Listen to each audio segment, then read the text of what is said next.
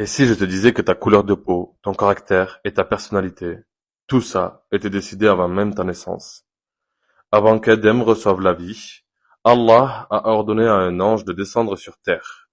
Sa mission, ramasser différentes sortes de terre, blanches, noires et tout ce qui est entre les deux, molles, dures et tout ce qui est entre les deux, fertiles et arides et tout ce qui est entre les deux. Ces terres ont été mélangées avec de l'eau au paradis.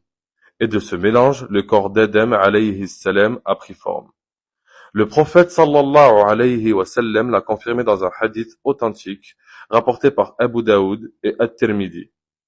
Allah a créé Adam à partir d'une poignée prise de toute la terre. Et voilà la réponse. Le prophète sallallahu alayhi wa sallam l'a expliqué.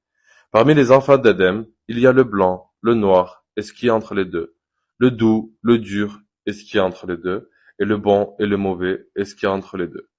Chaque être humain porte en lui une parcelle de cette terre originelle. C'est pour ça que nous sommes tous différents. Cette vérité, l'islam l'a enseignée il y a 1400 ans.